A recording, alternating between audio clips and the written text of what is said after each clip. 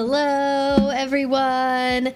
Happy Friday. Oh, let me make sure you all can hear me, actually. Let's check that because I messed that up on the stream somehow on Tuesday. But I think it's good here. Hopefully, let me know if I'm echoing. I should hopefully not be echoing. Hopefully, you all can hear me. Welcome. We are back. It is another Friday. We have Miss Bandita over here. And before we get too far into it, if you are new here, if you just found this stream somehow without knowing who I am, my name's Evie Lupine, and here on my channel every Friday at 6 p.m. we do a little interactive Q&A. It's a lot of fun. I usually have a couple of topics that I suggest in the title of the live stream. I think the big piece of kink discourse for the last little bit has mostly been about the show Euphoria and its representation of kink vis-a-vis sex work. Like basically every character just is either a drug mule or does sex work now, apparently. Like all of them. It's kind of insane. So I thought we could talk about that. I also thought we could talk a little bit about emotional S&M because I've been working on a video about that. And it is a topic that I've gone into, a couple times before on my channel, but not all the time, not super regularly. I thought we could discuss that as well as some old favorites that we haven't gotten to in a bit, like Ageplay and DDLG, but we don't have to talk about that. It can be whatever you all want, as long as it is some kind of question and it vaguely has to do with kink, dating apps, relationships, polyamory, the BDSM community, pop culture stuff related to that sort of deal, and then obviously following the rules down below, which are all really simple. Basically, don't spam the chat, listen to me, listen to the mods, be polite, and go forth and have fun with the stream. We also have a couple of different ways that you all can ask questions. If you want to have sort of a fast pass to get your question answered right away, you can use a super chat and it'll show the question up on screen, and then it'll sometimes even read it out loud depending on what dollar amount you donate. We also have a little Q&A box feature on YouTube that is up in the very either top or top corner of the screen, where it's a little white box that says ask your questions here. If you put your questions in there, it'll sort of preserve it throughout the chat because YouTube sort of deletes the back history of the chat as the stream goes on. So I typically do lose usually like kind of the middle stream questions because of that. So that'll help you make sure that you know for sure we'll see your question, but generally try to answer in the order that questions come in just to be fair to everyone as much as possible. Obviously, if there's follow-up questions or questions along a similar framework, we will usually get to those and then kind of change topics as we go along. Is the Q&A at the bottom rather than the top of the chat for everyone too? I can only see what it looks like on my end, and actually now that you're mentioning it, for some reason on my stream it shows the Q&A box at the top, but then the actual chat box that I have open for YouTube as an actual like Google Chrome window shows the Q&A pinned at the bottom and it's gray. I have no idea why they are different because it's the exact same URL. So I don't know. I have no idea why that is. So it could be a white box up there. It could also be a little like black grayish box, maybe depending on if you have YouTube set to dark mode or not, at the bottom of the chat. But there's a Q&A box. Definitely take advantage of it. And thank you all so much for being here. I caught you live. You had the best video at the summit. Oh my gosh, thank you so much. I'm very glad that you appreciated it. So they're referencing I did a little sort of like pre-recorded class thing for the Dom Sub Living Summit, and that was a lot of fun. I actually just did, not really a summit, but I was on a bottoms panel last weekend for last Friday, and it was a lot of fun. Welcome back, Psycho Salad. It's been a minute. Oh no, I'm so sorry. Someone I considered a friend in the kink community broke my trust and took advantage of me. Ooh, I feel conflicted on how to handle it. Okay, so we can definitely talk through this, Salad. I'm just gonna call you Salad. I feel like calling you Psycho probably isn't the move. So, Salad. What options are you thinking in your head for how to handle this conflict? And in my head, is the trust relevant to something in the community, right? I think if we're talking about a strictly interpersonal trust thing that maybe is outside of kink, but it's somebody that you know from kink, that's one thing. But then if it's getting into, oh, this could have ramifications for the rest of the community, other people that they do kink stuff with, then that could be a whole other thing there. So definitely let me know what is going on there, and we can talk more about it. But thank you for asking. Yes, that is actually my heated blanket. I had it out earlier because right now the weather is doing the thing that it does during spring, where it is cycling between like 65 and sunny and 50 degrees and raining. So that just is living on my couch for the time being, and she does like it.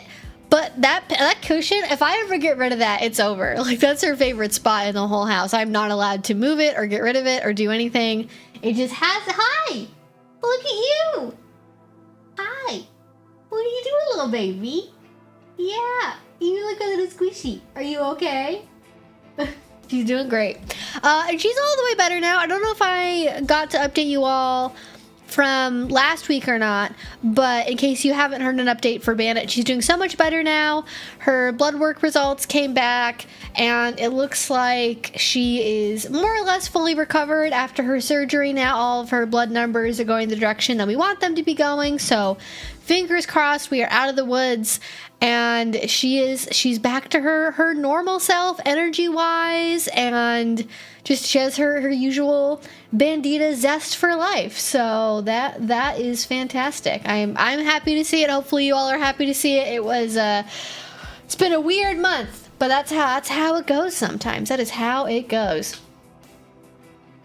It's more about the color for dark mode or not versus placement, because obviously depending on what level of contrast you have set, what color, like whether you're using light mode or dark mode for YouTube. I'm assuming that's the only two options that YouTube has, that might make the button color technically different. I obviously use everything on dark mode because if I didn't, my poor eyeballs would not survive. So, yeah.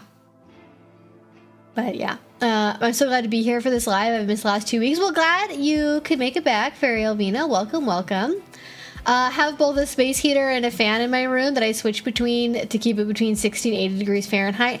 I wish I had that. I don't know what's up with my apartment. I've actually recently thought about the fact that I probably should just talk to maintenance about it, but I have wall registers in my apartment for heat, and there's one that's behind the couch that I don't use because it's behind the couch. If I use it, I have to like wedge the couch away from the wall, so it's pretty inconvenient. And then the other one that I have is in my kitchen, and I can turn it all the way to like the max heat. I can have it set to like 90 degrees, like I have a vivarium in my, my apartment or something, and that doesn't affect what temperature it ends up being. It doesn't affect how long it stays on for. I think my heaters need to be like serviced or looked at, because at least one of them does not appear to be working. So I feel like it's never that high above like probably 65 in here. So, but I don't know. Maybe I am just a little baby when it comes to being cold. I do like the warm weather. They're a dom, but we had no dynamic. Oh, they lied to me about the terms, quote, around terms of our friendship. I've been in a new job and I had to make sure I could still be active in the community. I have helped my friend in their home even when they didn't follow through on promises to me. Ah, okay. So like overextending the friendship. What do you mean by terms? What is like boundaries? Like there were limitations on what they were willing to offer you in a relationship you didn't realize were there? Because I guess what I'm hearing from this so far is it sounds like what you're saying is that they didn't feel a sense of obligation towards you in terms of keeping up with promises or being there for you maybe when you needed help or just in general. And that is part of like the terms of the relationship that maybe you were misled about. Perhaps is what's going on. And yeah, Sean, I did see your email. I'm going to do a little bit more, and then when we get into the story, I want to make sure we can get through Salad's question, and then we will talk about that. I told them I've been trying to get out once a week, and they got upset at me because because I wasn't giving back to the community like I said I would. Oh, that I just gotta, sorry, I just gotta think about that for a second. I feel like that's very much a not their place kind of thing. Like, okay, you have a DS relationship, you have asked your dominant partner to hold you accountable for going to a munch every week, or going to at least 2 kink events a month or something, to make sure that you're intentionally staying active in the community as like being a dominant who helps with accountability. That's a thing that people do, sure. But even then, like, I don't think you would handle that as like a I'm gonna be mad at you kind of thing as the default. That just seems very strange to me. I said I felt neglected by them. They are interested in talking to me, and they accused me of taking. I told them how many times I've shown up for them, even when they didn't for me. Ooh, that sounds like that went in like a really negative direction. I think if you're ever in a position in a friendship where you're tallying up, oh, well, but I did this for you, but you didn't do this for me, and you're doing a tit for tat thing, even when you are on obviously the side of like you are clearly doing more effort for the relationship than the other person is, that's still a really bad sign for the relationship. And I would probably say, you know, we can't go back and redo conversations, right? And communicating in effective ways is hard. So I completely understand ending up in this position. But just as a future note, and for people listening, I will say, like, I think if you have something happen where a friend maybe steps out of bounds or says something that you're not comfortable with, like, you know, they get mad at you for maybe you not doing a thing that you said you were going to do that doesn't really affect them, right? Like, if you said you were going to volunteer to soup kitchen twice a month and then you get a new job so you only go once, like, I think your friend getting mad at you about that sounds disproportionate. And then the probably best thing to do is just say, like, hey,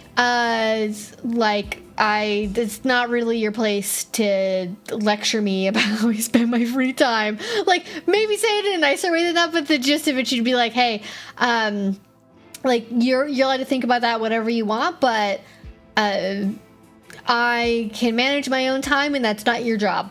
Something like that, maybe. I know it's tempting to go, well, but you didn't do this for me, but what about this other thing? And that just always, whenever you do that, it just always devolves the conversation, you know? Not that this is a very human thing to do. Most people do this. This is like classic couples therapy situation, is like the first 2 sessions are just couples going, well, but you don't pick up the socks. Well, but remember that one time we had to cancel our vacation because you forgot to buy plane tickets? Oh yeah, remember that time when you left our kid home alone for a whole day? Like, like just going back and forth of like bringing up old wounds so that way they don't have to address what they've actually done. And that is not good for being a human being that wants to have healthy long-term relationships. And they also got pissed at me because they expected me to remember things they have been going through when I had to rework my lifestyle. I don't show up like that if I don't care. Then they moved the goalpost and said the help I gave them was just repayment for counseling and advice about the kink community. Okay, I'm what? What? Don't be friends. Okay, I was just gonna say, don't be friends with this person. I'm so sorry. This sounds like a nightmare. This sounds emotionally awful. I'm so sorry. They never told me this is a transactional arrangement. I do not consent to that. I thought I was showing up as a friend. Yeah, what the fuck? They can't be like, oh, well, actually you owe me because I was like, even if they were a pro-dom, like, I know pro-doms, and I've talked to pro-doms, and I've done sort of like, I don't know, professional mind meeting things about how to use different platforms and stuff with pro-doms and people that are other professional lifestyle people in the kink scene. And it's always been very clear where the line is between I'm paying for your time as a consultant and we're just chatting as 2 peers and we're sharing advice with each other, or I don't have any pro doms I would count as friends, but if I did have somebody who is a professional dominant who was a friend, there's a very clear difference between oh, this is something, or like, and if the line is blurry, that's on them, because it should be very clear what the difference is between a professional only relationship with a professional dominant and an intimate relationship, whether it's friendship or play or dating or otherwise, with a professional dominant. And to renege on that and say, actually, well, I'm doing this because you owe me for this, and yada yada yada, and actually that just seems like they fucking said that at the end, to be honest with you. Like, they were just like pissed off already, and they were like, well, actually you owe me blah blah blah. Like, what? What? I can't imagine. This is like, I feel like the closest I can think of this is, I know there's like some Scandinavian countries, and I think like the Netherlands as well, where if like you go out and like a friend like buys you a coffee, they will Venmo you for the $5 they spent on the coffee, like when they're on the train going home. Like, there's like of course you're gonna, like, there's no treating. We don't have a treating culture, but that's not how you're, unless I'm wrong and you're somewhere in like a Scandinavian country. Even then it would still be weird. It would still be weird. That's weird. Yeah, I'm tempted to tell community organizers about this behavior. It has me questioning what else they're willing to lie about when in a DS dynamic, but I worry this will backfire on me. I have also been told that they might continue to spiral and back themselves into a corner. Okay. I think my experience with witnessing similar situations, especially when it comes to interpersonal stuff with friendships and the kink community, I don't think much would come out of you reporting this to a venue, because for the most part, venues and community organizers are concerned with, did a violation happen at our space? Is this a domestic violence situation? Did abuse occur?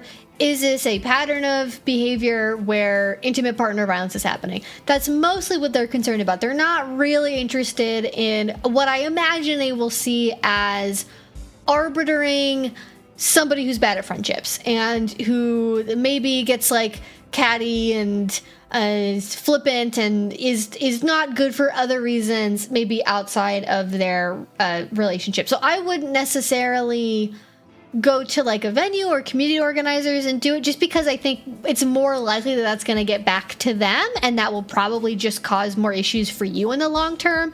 And if you already think that they're going to like crash and burn on their own, I would just sort of like, their behavior will out themselves. If they're going to continue to crash and burn, why make it harder on yourself? Let the crash and burn happen, and then see what goes on from there. Now, when it comes to talking to people that they might play with, I would feel like it's more appropriate, as opposed to going to maybe community organizers, if you are linked in enough with people in the local scene, to put it out there. If you run into somebody who knows someone who's thinking about dating this person or wants to do a scene with them or hire them as a professional or whatever, you can put it out there that you have experience with them, and if they want to hear about it for vetting purposes, they can like approach you. And that is probably how I focus on sharing the information.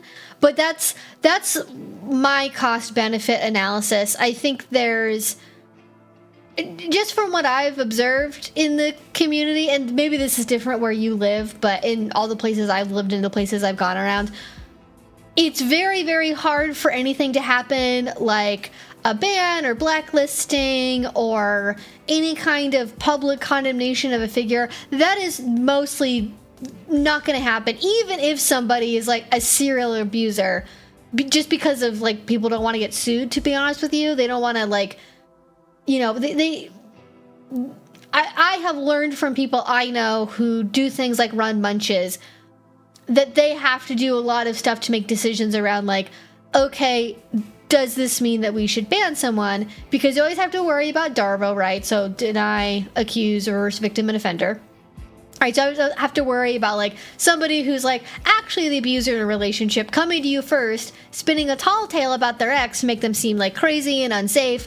and then, you know, isolating their previous abuse victim from the community more by getting them blackmailed by making up shit about them. You have to worry about that.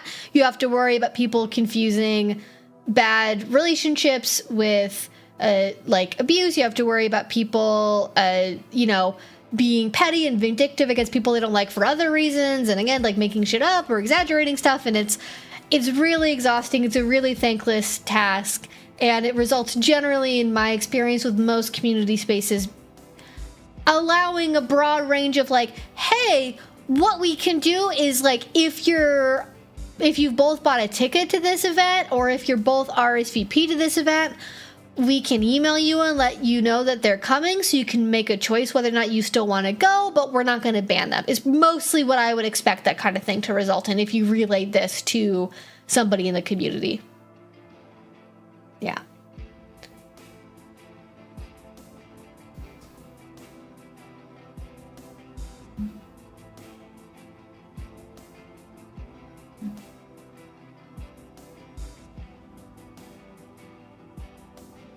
I was told by 2 people from their personal experience this is abusive behavior.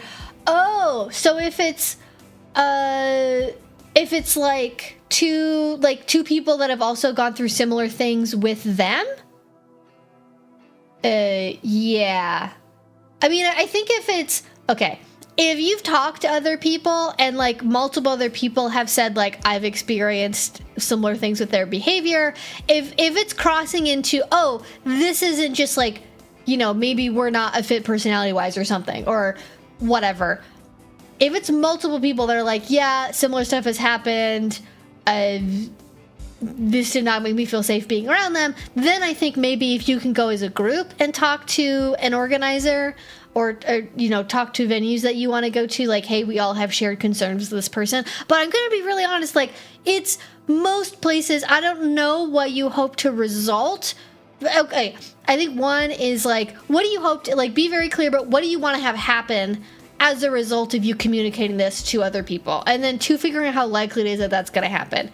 I think if you're just talking directly to community organizers, the only tool that they really have is, okay, they have 3 options. They have do nothing, they have ban, and then they have, well, if you're both going to be in the same space, we can tell one or the other, we can tell you that they're going to be there so you can make a choice whether or not to go. That's really the 3 tools that they have access to. They're not going to make a community public post. They're not going to call them out. They're not going to do anything that's going to put any liability for like a defamation lawsuit on their back, or is going to result in you know, this person spinning out towards them, right? Because they're not a court system, they're not judges, it's not their job to figure out, they're not truth finders, right? So they have to be pretty sure that they should be playing any kind of active role in this. So if you're thinking, I don't think that they're safe to be in a kink venue around other people, then like talk to community organizers. If you're worried about how they might treat bottoms, how they might treat potential play partners, then I think that's when, you know, putting this information out amongst other bottoms and giving people like a flag's head up, like, hey, if you are ever considering playing with this person or you know someone who is, I have information I think that they would want to know or that you would want to know before making that decision, please reach out to me. Other option you could potentially do is you don't name them, but you make a post about it on FetLife focused on your local community, and then inquiring minds can like DM you and ask for who this is, and you can let other people decide how they perceive the information and just put it out there. And I think there's a good reason why people choose the 3rd option, because it's the easiest to distribute. It is the easiest for you personally, like you can just kind of say it all once and then you don't have to individually tell a bunch of people over and over and over again.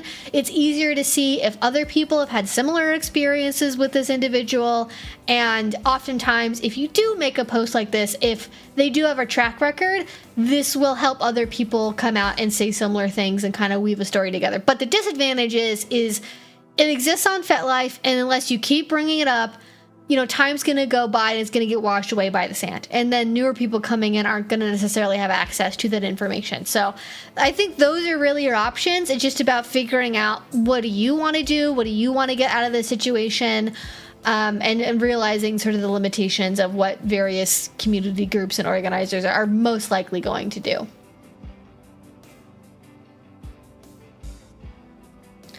Sounds like the cost of keeping them has to be worse than the risk of retaliation. You say that, but I'm comparing this story to other stories I know of people that have like spread STIs, cheated on multiple partners habitually for decades, committed acts of physical abuse and sexual assault towards partners, repeatedly intentionally crossed boundaries multiple times with multiple bottoms over years, like things that like are much more directly related to scene activities, sex, sexual health, things that you think the community would take more seriously, and venues don't talk about it, venues don't blacklist people. If you think that this is a situation where a venue would look at this and go, well, I think we should just ban them to be proactive, and like we should name and shame them on FetLife or, you know, to our members of our group out loud. Like, you don't know how venues work. You don't know how people organize events. You don't know what kind of decisions people that organize community stuff are making. Because I'm telling you right now, that is not the rationale that they are operating through, because it is a real risk. I know of venues, maybe some of you listening know of places, I know of places that have actually been sued out of existence by people that have been vindictive because somebody working at a venue, somebody who owns a venue, decided to contribute to like publicly naming somebody on a blacklist or verbally warning people about a specific individual by name. And that is a genuine real risk that does exist, and it's not as unlikely as you might think.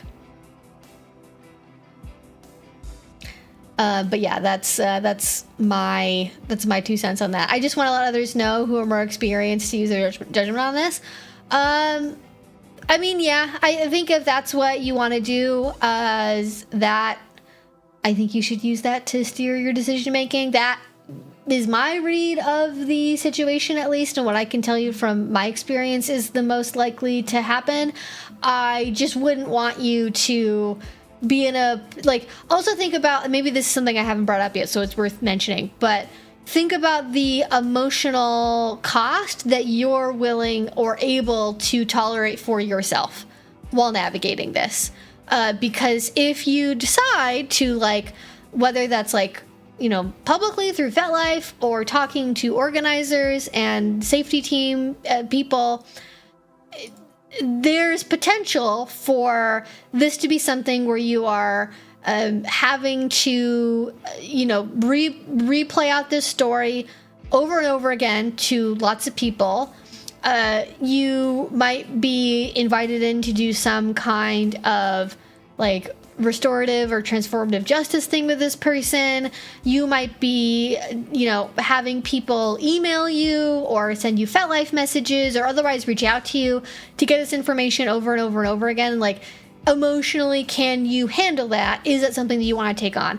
And I mean that very seriously, because I think something that I have seen is people tell stories that are very important to share, and they share it with good intentions to warn other people, and they get completely overwhelmed by, you know, private messages, requests for more information. They have every dungeon in the entire fucking state emailing them, being like, who is this person? What else can you tell us about them?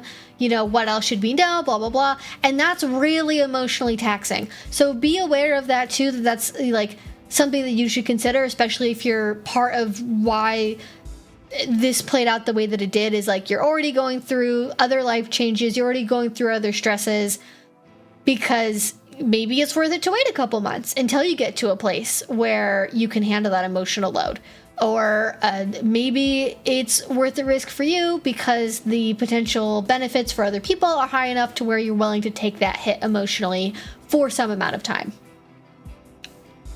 I just wanted to thank you for being a positive voice for people in the BDSM community that partake in age play or age regression. Voices that aren't judgmental or so few, and it's really nice. I'm sorry that I'm one of the few voices. I feel like it's so easy not to be weird and judgmental about it, but alas, everyone, I don't know, has a different way of going about it than I do. So, yeah. Do people like this ever damage the reputation of a venue just by being kept on?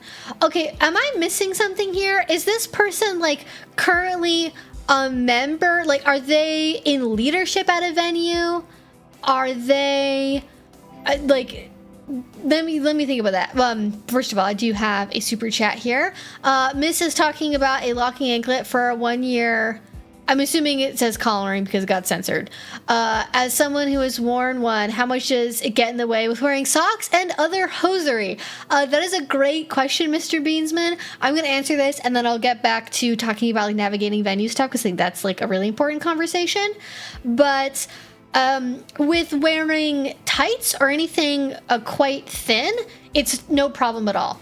Especially, I have quite like bony ankles, so I have like, if you were to look at like the shape of my ankle, it's not just a perfect oval, right? Like there's gaps, you know, around the ankle bone, and you know it's narrow and sometimes and thicker. So even though I do have, you know, if I have an anklet on, there's still gaps. So I found it pretty easy to pull, especially like, you know, single. Oh my god, I can't think of the name. Not a stocking. Pulling on a single stocking over that leg was always really easy. Thicker tights would also work fine too. I could manage those. You know, thinner athletic socks were also totally fine, especially because at least for the types of shoes that I wore, it would be, you know, shoe, and then the anklet would kind of sit on top of the shoe if I was wearing something like a tennis shoe. Booties were a little difficult. It would depend on how loose they were fitting, but sometimes that would occasionally cause issues.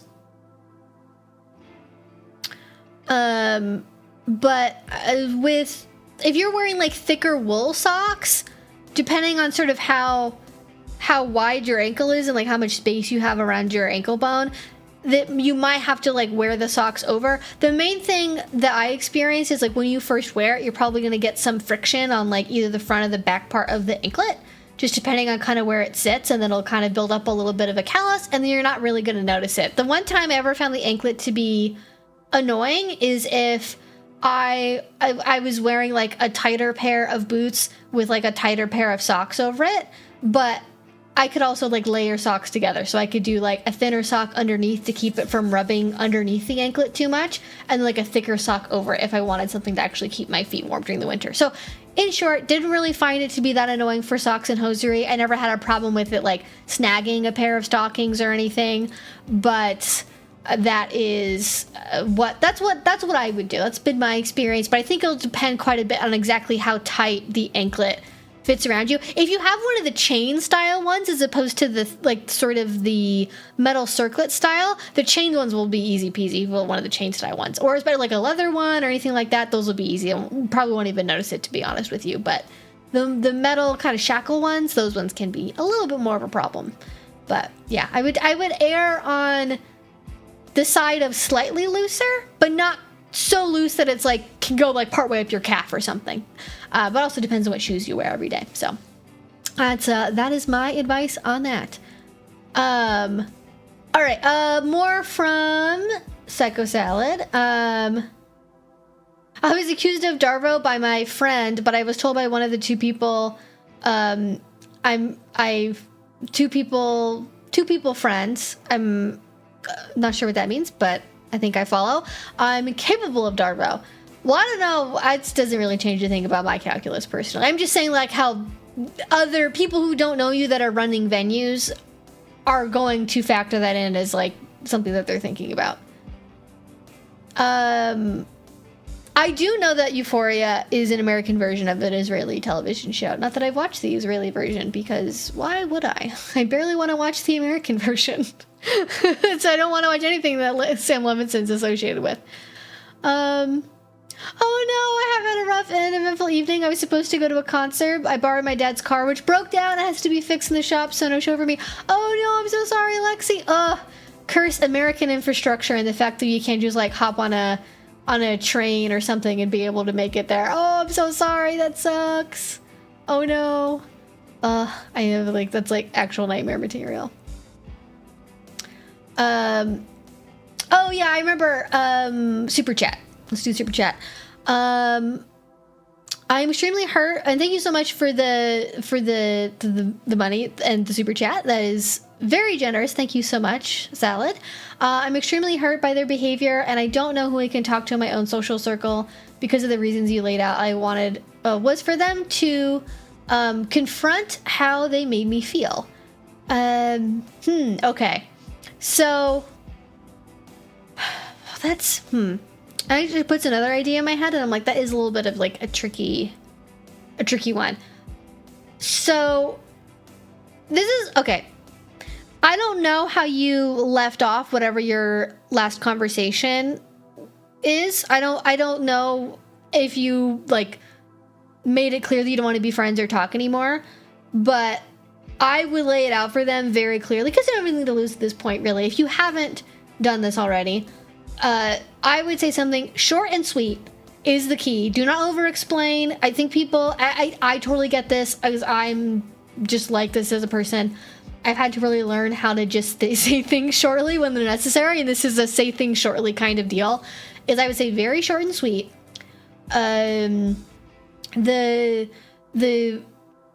Our last few conversations have been very hurtful for me. This has caused me to reevaluate our... Okay, that's even probably too much information. Let's back it up for a second here. I would start with... I want to be very clear that I'm not interested in maintaining any kind of friendship or relationship with you anymore. It's evident that we don't have similar ways of viewing whatever our relationship was. Please do not contact me. Please, like, whatever level, like, insert whatever level of communication you're okay with here, right? I'm going to default to assuming that you don't want any further communication. Please do not communicate with me further. I was very hurt by our last few conversations, and I don't think continuing to talk with you is going to be beneficial. And it just kind of like, you know, I don't even know if I'd say like, thanks for listening. I wouldn't even like, don't try to sugarcoat it. Don't do anything. Just be very clear. Set boundaries or what level of communication you're comfortable with. Make it completely unambiguous that you were hurt by them, and that you don't want to be friends with them anymore. Leave absolutely no room for guesswork or don't add additional room for them to read into anything either is key. Like, say enough to get the point across, but don't say so much that they can like wiggle around it and go, oh, but what about this? And give them room to argue.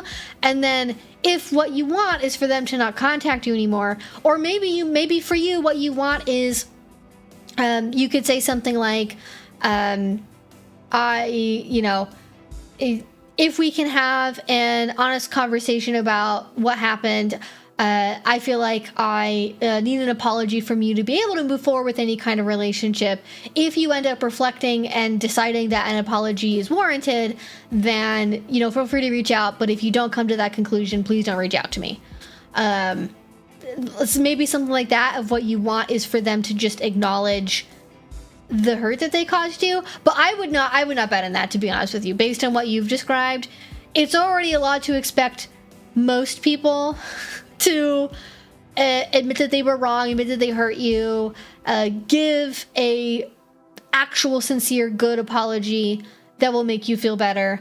And we oftentimes look to the people who hurt us for closure and for apologies, so that way we can move on, because we think that's what we need. But it's so rare to get that, and I think this is probably going to be the more conversations you have with this person, the more painful it's going to be. So the fewer you can have going forward, the better. It's probably just worth it to cut it and just not go there further, personally.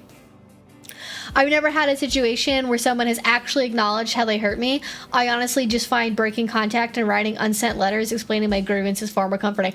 That actually, the last point, Ren, is a really good one. One, I totally agree.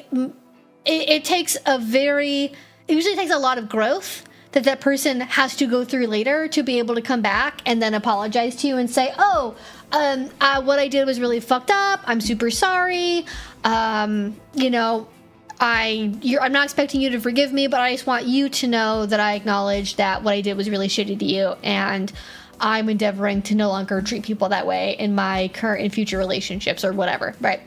But I think if what you're looking for is processing and closure on your own end, I really like the letter writing thing. I've definitely gone through relationship breakups and friend breakups where instead of constantly venting to friends or sitting in a room and crying about it a day or whatever, I found it to be a lot more useful just to, as though I'm writing to the person, type up a Google Doc or write longhand what my grievances are and like why I feel bad and what I think they need to apologize for, as just a way for my brain to work through it, knowing that I'm not gonna get that from the other person ever. Like, I absolutely get that. I've been left in very weird scenarios with various types of relationships, but even in friendships too, where I'm just like, why?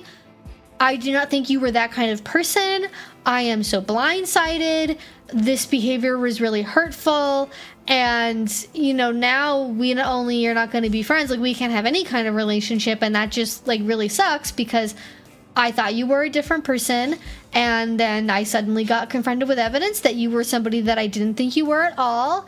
And it really hurts and it really sucks. And there's no other way to slice it other than acknowledging the fact that, it hurts and it's painful. And that is, I don't know. It takes a while. And I will also say too, I don't know how recently this happened. I think again, more than anything, probably for your own mental well-being, I think it's probably, and also to communicate effectively, I think it might be worth it to sort of do if you want to talk to other people about this, do like sort of an initial, when your emotions are really fresh, like write through what you're feeling and what you experienced and what you want to see happen and yada yada, and then like revisit that and redo that in a couple of weeks maybe, and you'll probably be more effective when the immediate in the experience emotions have faded a little bit,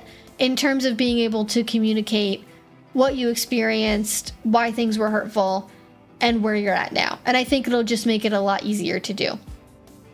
Oh no, it was Ethel Kane. Oh no. Oh, that would have been such a good show, I'm sure too. Oh, I'm so sorry, Lexi. That is rough.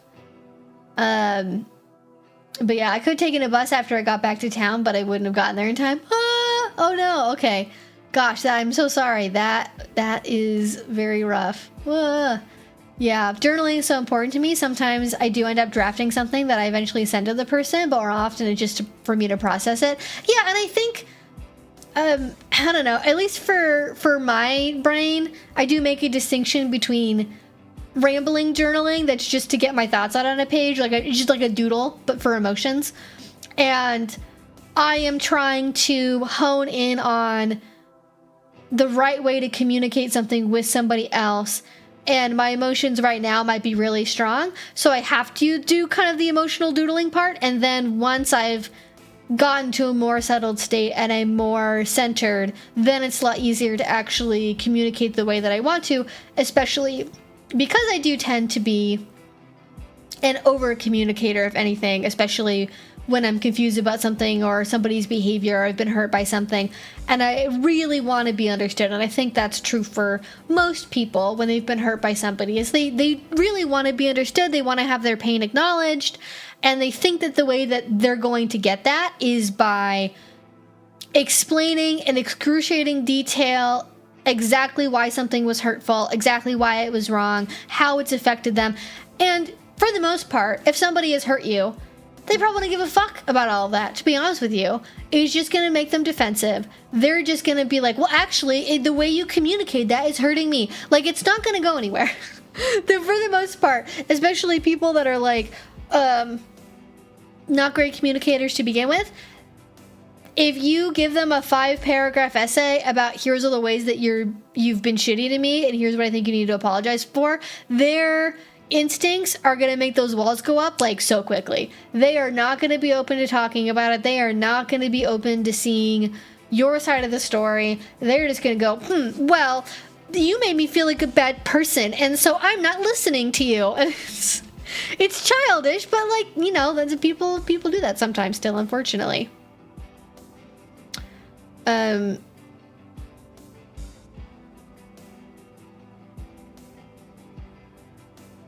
But yeah, I mean, I think if I don't expect that from this person, but if somebody can, like, I think if you're having like a friend oopsie, if you've had like a friend oopsie, a relationship oopsie, not like, you know, they suddenly like fucking, I don't know, they suddenly like calculate everything that they've, imagine you're friends with somebody and then you have a fight and then they go home steaming mad, they go through their fucking bank account statements and they total up every gift that they've bought you for your entire relationship, right? Every birthday present, every coffee, every Christmas gift, and they tally it all up and they make an itemized receipt for you and then fucking send you like a Venmo like payment request to be like, all right, over the past 5 years of friendship, I have spent $493.22. Here you go. Is actually was transactional. Fuck you. Like, if somebody in your life that ever does that to you, I'm very sorry. Don't pay it. That's shitty, and I just don't. Just don't.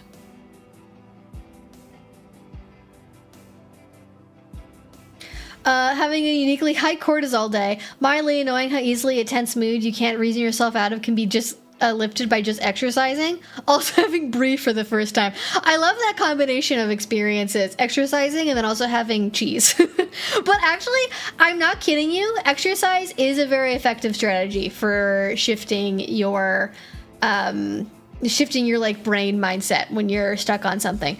Doing okay, for me, it doesn't work if it's like sitting on a treadmill or like a cycling thing or whatever. It has to be like a mentally engaging, high intensity exercise. So something like doing a HIIT workout or doing, I don't know, fucking, what is it called? Like hot vinyasa yoga. Yeah. Doing hot vinyasa yoga or doing like a kettlebell circuit, doing something that gets your heart rate up and that you have to like consciously think about your movements during, means your brain can't sit on idle in the background stewing on whatever thing is pissing you off. And then you get out of it and your body's like, I mean, that thing still sucks and it still hurts, but like it takes the intensity level from like an 8 to like a 4, at least in my experience. So good exercise is one of them. I forget what the abbreviation is, but there is a specific DBT skill where one of the key components of like how do you make this thing stop sucking immediately in the moment is E for exercise. I think it might be please. I'm gonna double check that so I don't lead people astray. If people want to look that up later. Oh no, that's more of like. Please is just for daily life skills, of which exercise daily is one of them. I know I was thinking of exercise DBT skill. It's like it's one of the emotional regulation ones. I don't want to pull up my whole book, so I'm not going to.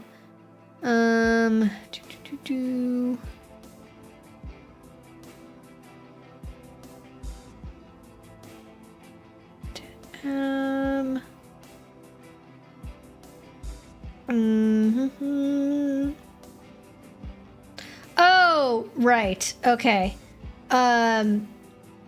It's TIP. It's temperature, intense physical exertion, and paced breathing is the one that I was thinking of. No, but for some reason, the one I looked at only had one P in it, and I'm pretty sure there's two. All right, progressed muscle relaxation is the third one. Yeah, I was looking for something that had E in it, and it's intense exercise, so it actually starts with an I, because why make it easy to remember? So it's what it is. You have discovered a hack. Feeling called out by the 5-paragraph essay comment, I spent a lot of time thinking of a tripartite thesis statement I could successfully defend. Slightly joking. No, for real though, try pole dancing. It's a good way of getting rid of repressed anger. I do love pole dancing. I really miss it. Actually, I've been looking into doing it again. I haven't been going to a studio here because I can't stick to stainless steel. I just can't. I can't do it. I've tried so many times, and even with grip aid, I fucking cannot stick to stainless steel whatsoever. It's not compatible with my fucking with whatever my skin amount of moisture is. It doesn't work. So I can't go to any of the studios out here because I use stainless steel. But there is a newish one that has chrome still, thank God. Which is also weird to me that a lot of pole studios now have stainless steel, because as far as I'm aware, all the competition poles are still chrome. It's like, it's weird. It's, I don't know. I can't think of what even to like compare it to. It would be like if you did like basketball, and then the basketball that you played with during practice every day was one material, but then when you actually play games, the basketball is made out of like a totally different material, and it's also a different size. Like, it's like, wait, what? It just makes it harder to cross over. But pole dancing is very much any sort of aerial art. Honestly, it doesn't have to be pole. It could be hoop. It could be silks. It could be strap if you want to no longer have any skin on your hands. So if you don't mind falling, it could be silks. Like, there's so many, just any of those can be really fun. Depending where you live, they can be expensive. But you can take like a $25 drop-in class one time and just see how you like it. I've seen places that charge like $40 for a goddamn single drop-in class, and it's like, do you people think that everyone's made of money? Goddamn. It's like, that's not worth it. $35 to $25 is like the solid area for a first time. Unless if it's a 90-minute class, then maybe like $40 would be worth it. But if it's like a 60, 70-minute class, $35 will do you. That's the maximum. I've never tried a powder coated pole before. I do know someone who does Chinese pole, and I do really want to try either a powder coat or silicone or a Chinese pole. I think it would be really fun. Because I like doing Chinese pole stuff on regular pole. I like doing Chinese climbs. I like doing flags. I like doing casts. I like doing stuff like that. So I feel like what I like in pole to begin with kind of just goes with that. But also, like, my brain is like, well, you can't use a powder coated pole for competition, so what's the point? Like, I think about it from that frame of mind of like, well, PSO says you can't use it for this, so I can't. But I do like it. It's just an art thing. I think it's fun. I think dance is fun. I think even just dance, and that's another fun one people can do for intense exercise, just to get your brain off of stuff. But, you know, people feel weird about dancing, I suppose. My studio is chrome. I go to a circus art studio. I feel like that's the best. I was thinking about this earlier today. I think the best place to do pole dance for me is when it's like 50% circus freaks, and I mean that affectionately, and 50% people that still work at strip clubs. And if it's it can't be any like woo woo goop mommies. It can't be a place that like Gwyneth Paltrow would go. It can't be white girls discovering their inner divine feminine. If it's that, you're not gonna have a good time. You need to go to a class that is ran by somebody with a death hawk and purple hair. If your class is not run by they them with a mohawk, you're gonna have a bad time. That's my personal preference for like who I think is good. And especially if you can have instructors that like cross over for multiple aerial arts, that's also fun. Or somebody who also can teach like a twerking class. But that's my personal opinion. If you like woo-woo white girl shit, that's fine. You can have there's lots of woo-woo expensive white girl pole studios and dance studios and aerial studios. Go have fun at those. Go have fun with the color coordinated, all the shit. Have fun. It's not for me. Not my vibe. I've tried it. It doesn't work. Oh yeah, I'm very aware if I ever do silicone or anything, I need to wear clothes. I do know that much. Okay, was there a question I didn't get to that was like in the middle of all of this? I answered the one about socks and anklets, I think already. I said Death Hawk, but that's But death hug also works. You gotta have. If you don't know what a death hug is, Google it, and it's a hairstyle. You also always know if you're ever like, is this where I'm supposed to be for the shibari class? You will always know you're in the right place for a shibari class if outside there is somebody with a side shave smoking a cigarette. If you have located that person, you are in the right place. Then you have found the shibari studio. If there's somebody with a side shave outside smoking. When will they finally discover the divine androgynous? I guess it's up to me. Listen, fucking, if somebody made that studio, I would support the fucking hell out of that. I think that would be great. I think that's delightful. 10 out of 10 would support. Love it. Death grip on the pole. Or are you listening to death grips at the studio while you're doing the class? Think about that. Trying to imagine. I mean, there are some instructors I've met who would probably do that, but it is usually the playlist is a little bit more lowest common denominator than death grips. It's more of an acquired taste. Yeah.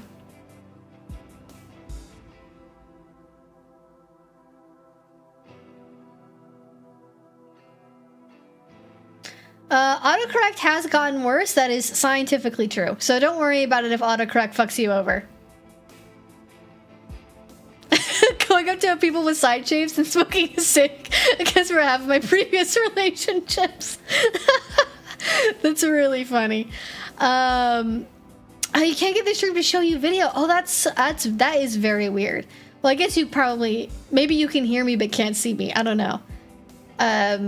I do love death hawks and mohawks. Unfortunately, I don't think I would look good in one. I've thought about it before, and I'm just like, eh. I kind of want to do the thing where I have like I've got like a little bit here, right? I've got like a little long bit, and then I shave a whole bunch, and then I've got some on top, right? But I've got little. I still want to have my slut fringes, whatever. What are the skiing people call them? Slut pieces, I think is what they call them. I'm not kidding, that's the actual name. I still want to have those little bits, little framey bits. But then I just don't feel like don't think my hair has enough natural texture to make it work.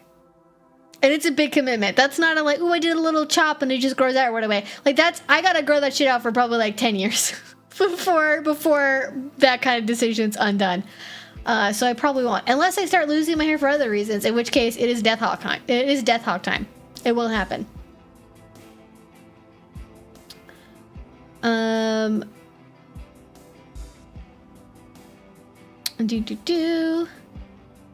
once did an entire class of South American jungle music. We were all making monkey noises. Oh my god. That I guess I wouldn't expect any different, honestly. That tracks. Why not? I do like the face herring bits. I have a strong affection for them. All right. I am looking for questions. I am scrolling. I don't know if people have liked the stream. They should if they have not liked the stream already. Yes, Bandit is doing well. As you can see, she is in her Snoozy castle. She's doing so much better. Oh, I don't have my water bottle. I was like, my mouth doesn't feel great. Why does my mouth feel so dry? And it's because I don't have my water bottle. All right, gonna grab my water bottle. 1 second.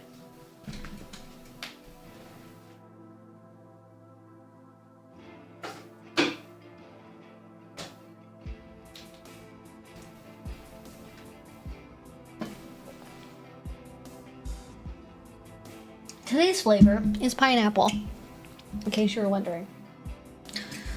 Because gotta have the creatine. My goodness. Hello, Australia. How you doing in Australia?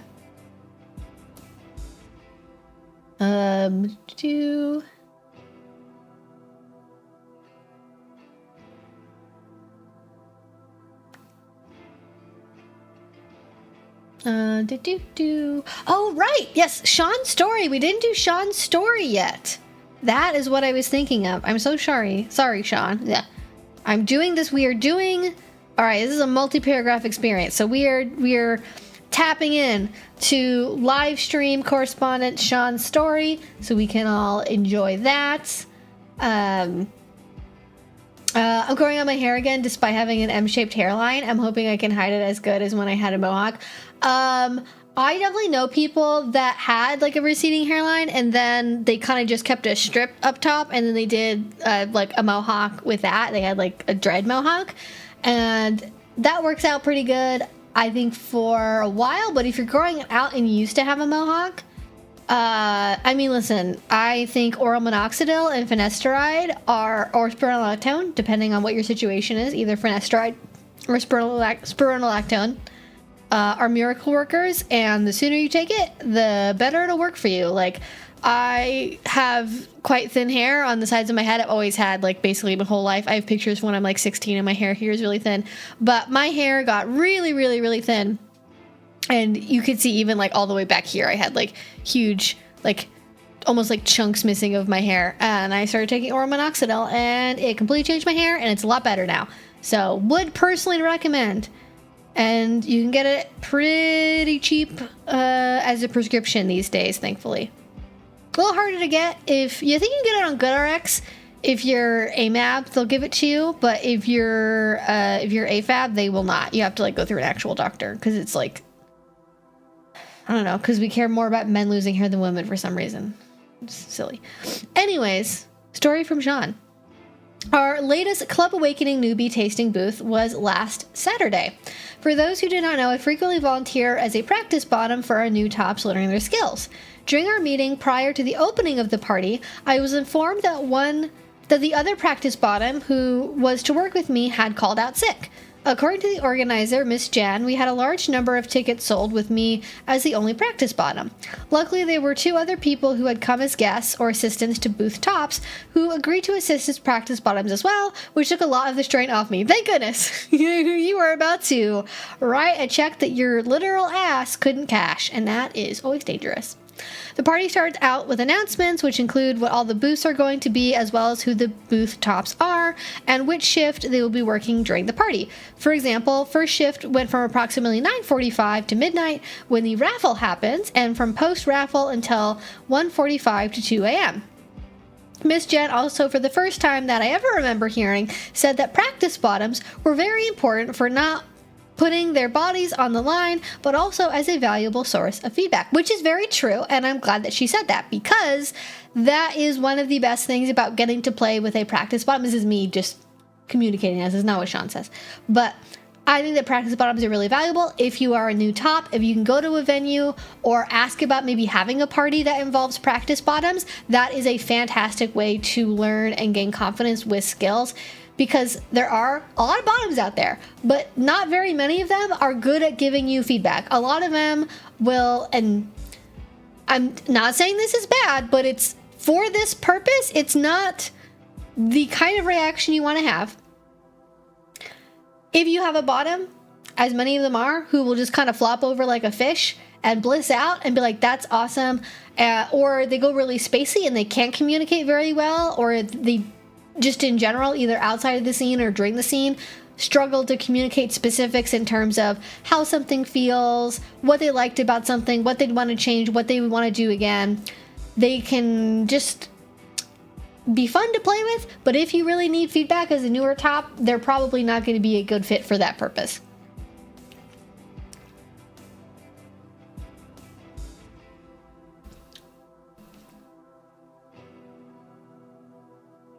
All right, see you, Lexi.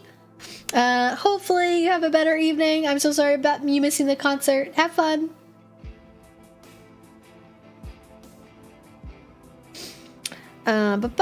I went out and assisted with the newbie orientation, covering all the topics, including drop, as well as introducing myself and the other practice bottoms as being available to all the new tops looking to practice.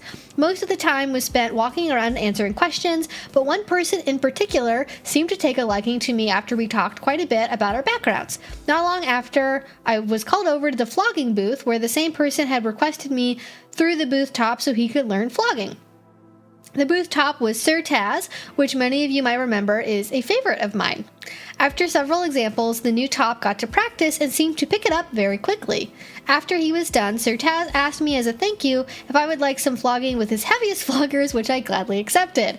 After the raffle, the next call was to the hands-on booth, and it happened to be the same new top from the flogging booth. I am sensing a theme. After fairly extended time at the hands-on booth, where I also did some instruction with the booth top's permission, I showed him some different techniques as far as scratching and skin body manipulation goes. The booth top was appreciative of my input. As I was taking a quick break, getting a snack, and having some water, I was called back to the stage for crops, canes, and paddles, where again, I found the same new top. He apologized for monopolizing my time, but he felt very comfortable with me, and I told him it wasn't a problem. I spent quite a bit of time here, while the booth top, who happened to be Sir Taz, as he picked up the open slot due to the number of callouts for this party. After the new top was done, Sir Taz again offered me a thank you. He said he would administer with a wooden paddle, and I chose 10 strokes. Overall, the party was great, but thankfully not as busy for the practice bottoms because there were a lot of couples who came to learn techniques. Ah, yes. Yes. More ticket sales, more people who want to practice on each other and not necessarily a pre-assigned volunteer demo bottom. To any newbies who might have a tasting available to them, please don't feel obligated to do everything all in one night. If a location has tasting parties, they are generally on a fairly regular basis, and you can return to do more instead of overwhelming yourself trying to get every booth done at one party. Everyone, be sure to take care of yourselves, drink your water, and I will hopefully have a new story for you coming up next month for Club Edge. Livestream correspondent Sean signing off. Thank you, Sean. I appreciate the story. Yes, we put our butts on the line for science. That is certainly true. And for helping and assisting new people that otherwise might not be able to have that experience. So thank you so much for the story, Sean. I think that really shows how, one, that tastings can be a really good way for new tops to experience things, but also for people to have a contained way of seeing example scenes from other people. So even if you are maybe not confident enough yet to take a flogger yourself or to use a paddle yourself, you can listen to other people giving instruction. You can watch other people who are learning for the first time. And I think if what you are mostly doing is just observing, that is also totally a valid way. I know plenty of people that really prefer to sit and watch first and kind of learn and take notes mentally in their head and then go back home and practice on their own based on what they saw other people doing. So if you're a little nervous about, people judging you or like embarrassing yourself or messing up or something, you can still take classes or go to venues that are having events like this and get something out of it. I think that's really valuable compared to only ever practicing home alone on a pillow based on what you saw on the internet, right? So thank you for sharing. And I always love getting to hear these stories, and I love taster parties, and I always wish that there were more of them because they are such a good way to meet people and to give people an opportunity to practice and try new things, and maybe also play with bottoms and different people that they might not otherwise gravitate towards in a more typical kind of pick up play type environment. I want butts on the line for science on merch. I would love that. I wish I knew someone I could ask to do merch designs with me or something, because I think that would be really cute. I don't even know. I don't even know how I would. You'd have to do maybe do a cute little row of I don't know, like corgis or something, like little corgi butts, and have it be putting my butt on the line for science. I feel like the demographic of people that would want to wear a shirt that says butt on the line for science are probably the same people who really like corgis. So I think that would probably be a good combination. All right, going through questions. Da, da, da, da, da, da.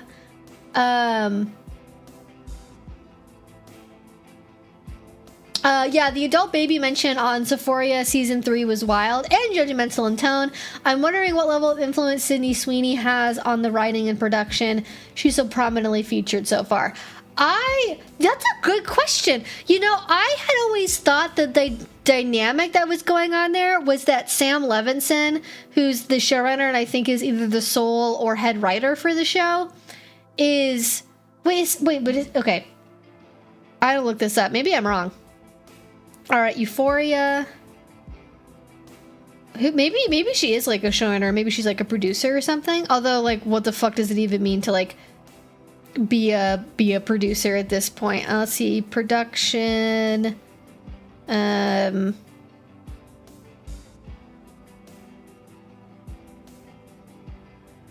That's casting, filming.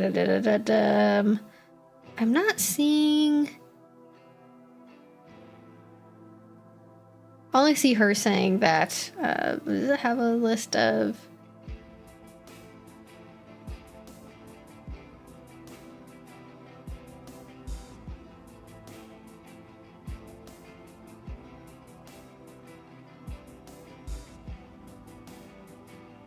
Okay. All right, I'm not seeing it. I think it's just literally him. He's just like the producer and showrunner and everything. Okay. So I don't know why. I thought maybe for a second that Sydney Sweeney had become a producer, like an executive producer or somebody, and had more involvement. But I think that they are. I think Sam Levinson is a freak, but like not in a good way. Like freak parentheses derogatory.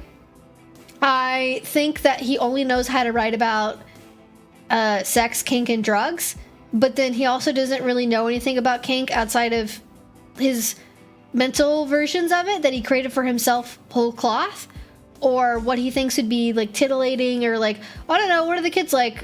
Puppy play, I guess. Let's include that. Like, I think that's probably his mental process, is just like he probably watches a lot of porn and kind of doesn't know how to write women unless they're sex workers or like going to become sex workers. Like he only knows how to, that's what he thinks makes a character interesting, I guess. It's like doing sex work. And so that kind of leads him to use people like Sydney Sweeney, who have, outside of maybe, well, Zendaya is, mononym, speaks for herself, but he's not going to do anything. I mean, she's a drug mule in the show, I guess, but there's only so much of that that's titillating for an audience, really. Like, that doesn't have the same kind of discourse appeal as Sydney Sweeney in a dog costume does. And the Jacob Elordi, I guess he's making a career for himself outside of this as well. And I don't know. I think people like him. I think people think he's attractive. I imagine that's why he gets getting cast for things, right? Is because he's the, local Hollywood hot man. Local Hollywood hot guy. That's what he is.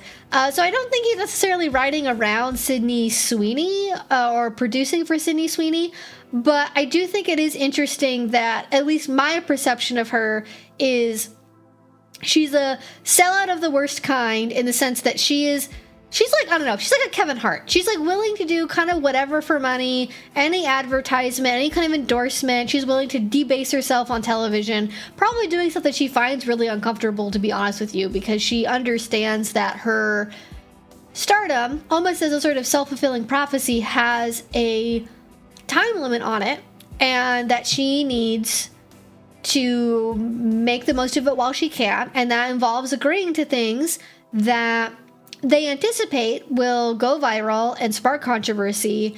And if she's drooling like a dog, or if some other character on the show is dressing up like an adult baby and making adult content, featuring that as part of their current character arc, then that's all well and good, because the show, I think maybe they don't consciously know this, but they know it on some level. The show isn't good enough on its own merits anymore to warrant anybody tuning in outside of the shock value portion of it. So the entire success of the show is riding on what can we make that people will clip? What can we make that people will talk about on social media?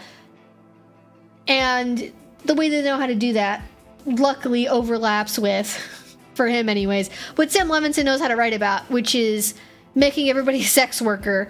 But then Like, he doesn't understand kink. Like, I'm actually fascinated how much he writes about sex work and kink and then doesn't know fucking jack shit about it.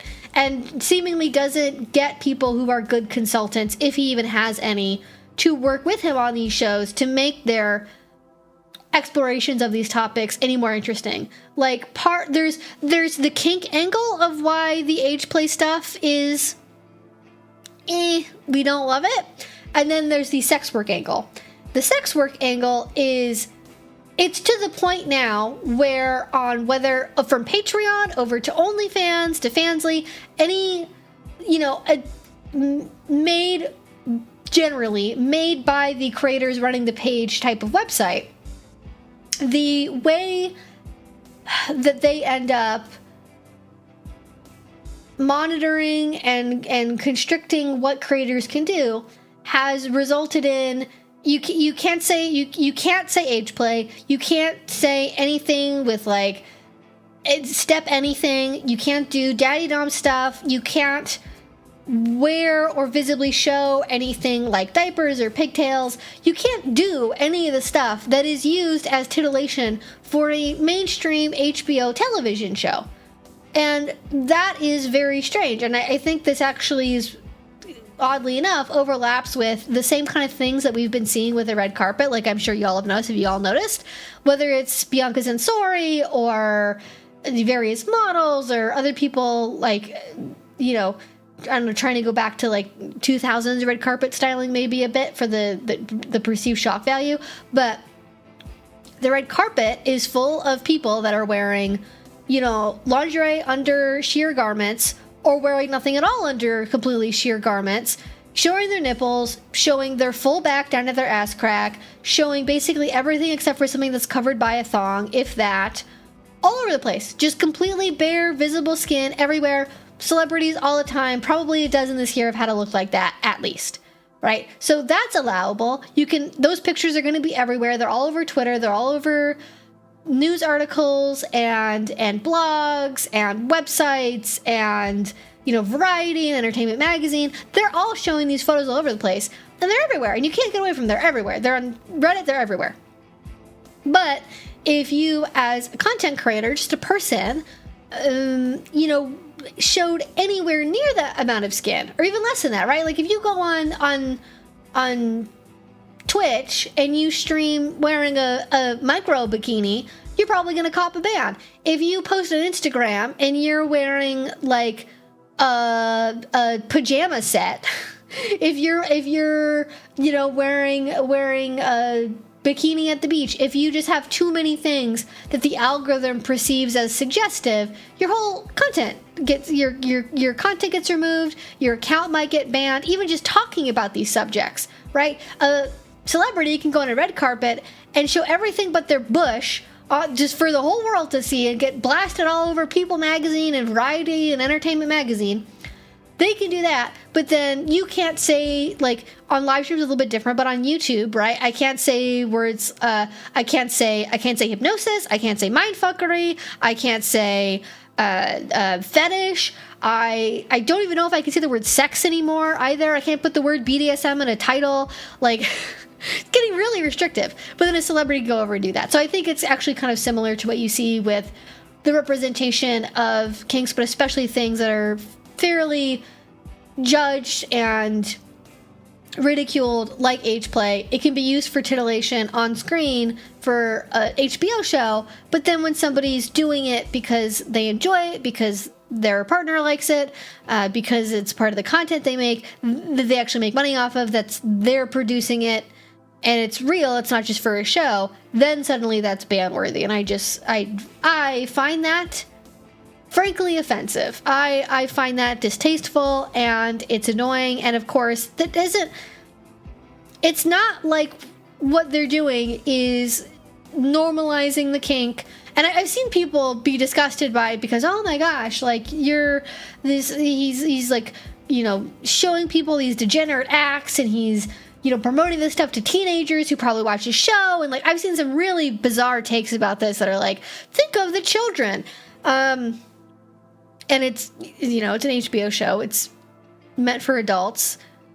I can't imagine why you would want to have a teenager watch this show or produce it with thinking the audience is going to be like 15-year-olds. That doesn't make sense to me. But you got a lot of people that fearmonger about it. But then in reality, once you look at the kink side of it, this is very clearly maybe not kink as a laugh in a comedic sense, but it's kink as shock value. And part of the shock value is the disgust reaction that people have towards it, right? Whether that's people that are in the kink community, vast minority of that number, the total people watching the show and having a feeling about it, being offended by the inaccuracy of it, or the vast majority of people that are disgusted either because, they have feelings about the actors that are doing these things, like Sydney Sweeney. I think a lot of people online really don't like Sydney Sweeney. I think the majority of the main demographic for Euphoria doesn't really like Sydney Sweeney now. And then you also have obviously the people that just don't like kink, that find it disgusting, that find it weird. And especially with anything around Ageplay or GDLG, if that's handled in a very specific way, people are going to read that as, oh, you're just making content for pedophiles. You're making content for pedophiles. You're doing stuff to do simulated CP, right? And that's gross and bad and wrong. In reality, if you look at studies about this, interviews of people that are into these kinks, and you compare them to the psychological profiles of people that are actually pedophiles, they're different. They're not the same group of people. Are there occasionally people that are pedophiles who use Ageplay content or DDLG content as a way to satisfy their urges, let's call it? Sure, but that's the minority, and it doesn't mean that the content is made for those people, or that the majority of people who make that kind of content or enjoy that as part of their lifestyle or in their relationships privately are somehow secretly actually attracted to real children or want anything to do with any of that. And there's, for those with eyes to see, there are actually big differences between those two groups. But if you're just doing it as a flash in the pan titillation moment for an audience to get them to watch your show or to clip it or to have reactions to it online, it doesn't benefit you to explain it in any more detail or to treat it with any kind of seriousness. So you're just gonna make it look stupid. You're just gonna make it look as disgusting as people imagine that it will be, and kind of encouraging the audience to find it disgusting and find it ridiculous, because that's the kind of engagement you want, right? I don't imagine Sam Levinson has ever made any sort of comments in an interview. Maybe he has, talking about he wants it to, I don't know, normalize sexuality or expose people to kink in a positive way. I don't imagine that's what he's trying to do, and if he is, he's fucking lying, and it's not working, so he should stop. Yeah. Who should I believe? Woke science or my own prejudiced gut instincts? Woke science, I think, actually. Yeah, I think science is woke, and you should listen to it. That is correct.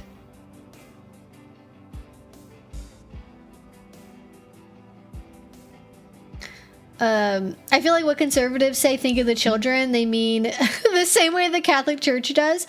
I mean, yeah, I heard this on a podcast earlier. I don't remember which one. I think it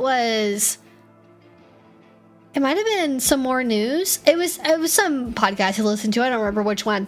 But they made a very astute point, which is that currently we're in a predicament of having to sort of side with the Catholic Church, aka the current Pope,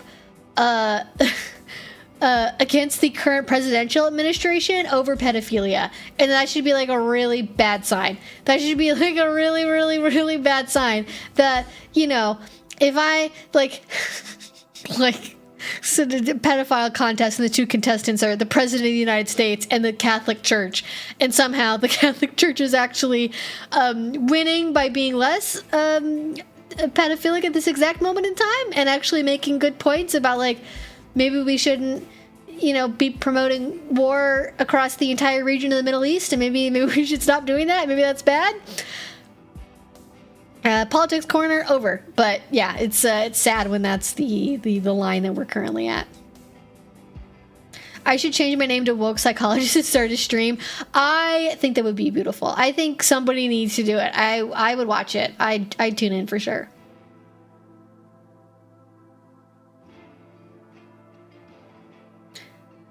Yeah, he needs to do the bonder thing and hire actual sex workers who specialize in kink and content creation to consult on the writing. This is the thing, though. I know a pro-dom, Justine Cross, who consulted, I think, on the first season of the show. So at some point, they did actually have consultants, and they did. I don't remember. Maybe it was just for general like sex and intimacy. I don't think there was that much. It was kinky on the first season, but like they didn't hire people. Like there are people who get hired to do gigs like that who have worked with Sam Levinson before. But I guess at some point he decided he didn't need to do that anymore because he kind of learned what he could from these professionals the first season. I think that's probably what his logic is. It's like, well, I've already got this kind of figured out, so like, why do I need to keep hiring these people? It's expensive.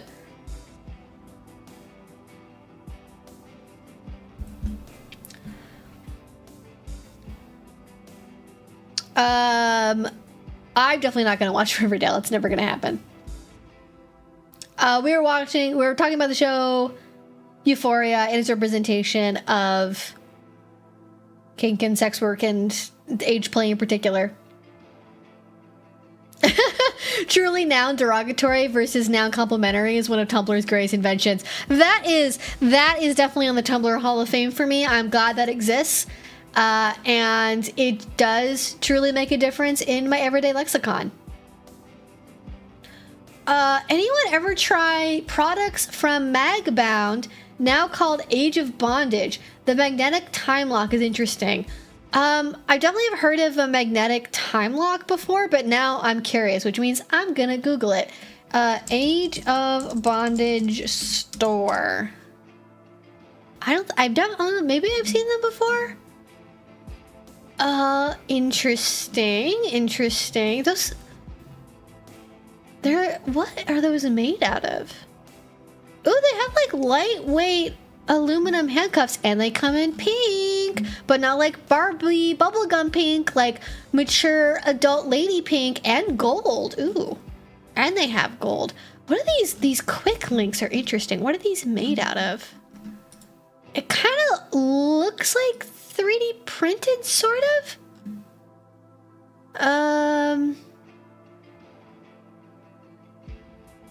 I mean, it was designed in Berlin, so that's how you know it's good. Okay, it is 3D printed. They've done a really good job of like removing and sanding off the sort of outline that you get from a lot of 3D printed stuff that's made more cheaply. But I can't say I've ever used it, and I can't tell you how effective it is or how comfortable it is. But if you're doing anything involving like an ice lock or a self-timed lock or anything like that, that is still really risky. Solo bondage in general is not something I would encourage people to do, regardless of whether or not you have something like a timer or an ice lock. I know a lot of people enjoy that and get off to it, I suppose, if you're just being honest about it.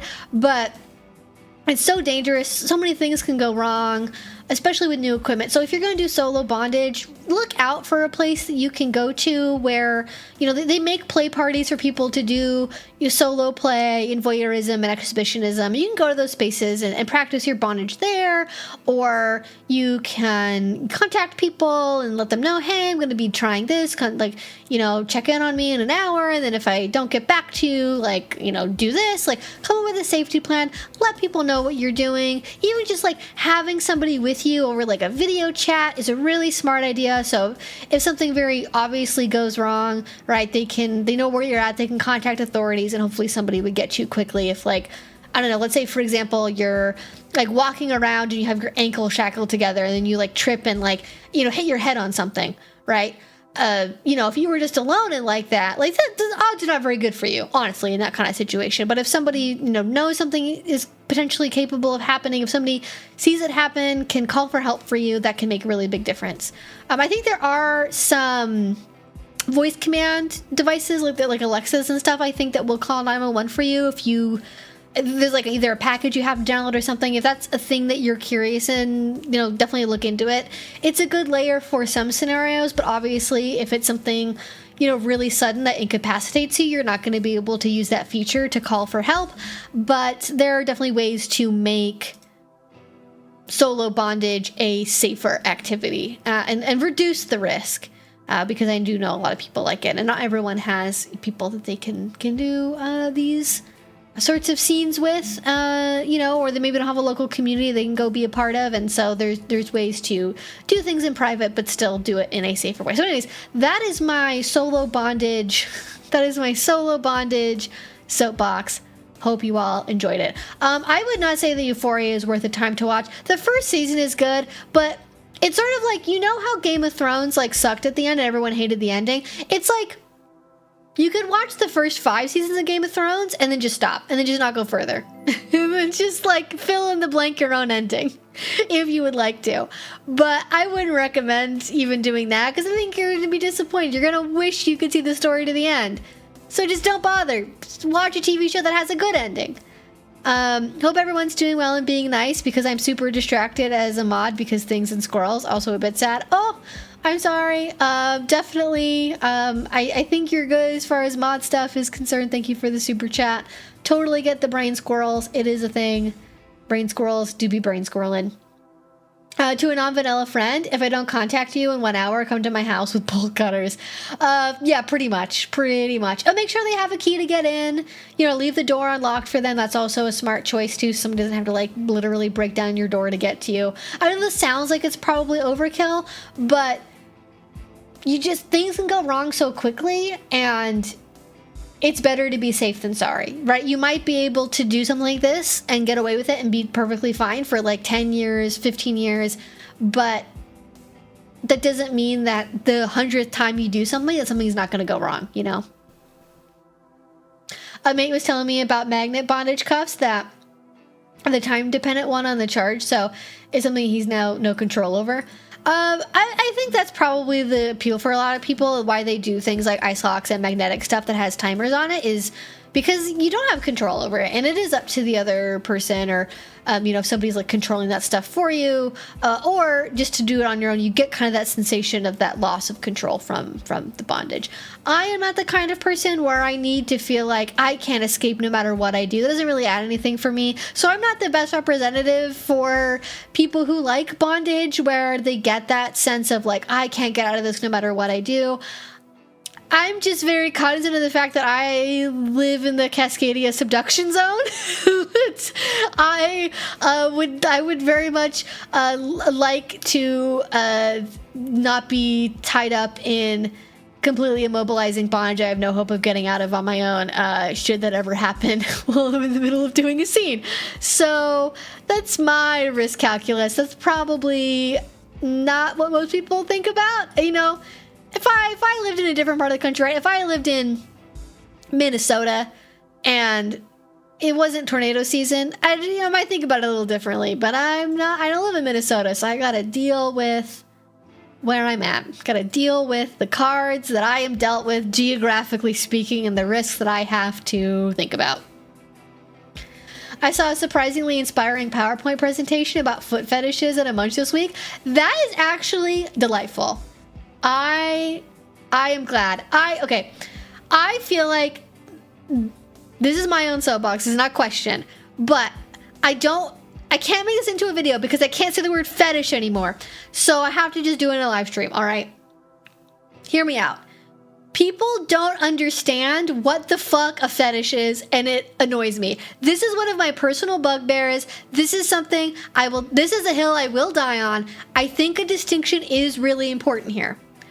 And I'm not saying this because of the presentation. I think the presentation wrong. This is giving me a springboard for my brain to talk about this concept, because I've seen it come up where people are like, what the fuck is even a difference between a kink and a fetish? And then people give really like flowery fucking AI answers that are totally wrong. Here's the difference, all right? A kink is a non-normative interest as applied to an intimate encounter, right? So something that you like doing, essentially, that's a little weird, that you do with your body or otherwise intimately with people, right? Generally speaking. We could maybe make that a little bit fluffier to leave room for solo play and whatever. But the idea is it's like a non-normative intimate interest that you have. Shibari, other types of bondage, spanking, impact play, yada yada yada, DS relationships, what have you. Then you have a fetish. And I would say a fetish is a durable fixation on a specific thing or a very narrow related set of things to the point that it dominates your sexual psyche. And this is sort of a slight variation on the clinical definition of somebody with like a fetishistic disorder, for example. And I think unless you have known people with a fetish or you have a fetish yourself, it is very hard to understand the difference. But when you know it, right? There are people who, for example, like to play with feet. Like they might engage in like playing with feet in a kinky way. They like tickling feet. They like licking feet. They like putting somebody's foot in their mouth. They like doing control stuff with it. They like doing bastonado or a bastonado. You know, they like playing with feet, right? And they just like it. It's on the smorgasbord. It's like one of the many things that they do. You know, it's something that they enjoy, but it's not an obsessive fixation where it dominates your entire sexual psyche, right? If somebody has a foot fetish, their fantasy life revolves around feet. And their masturbatory fantasies probably revolve around feet.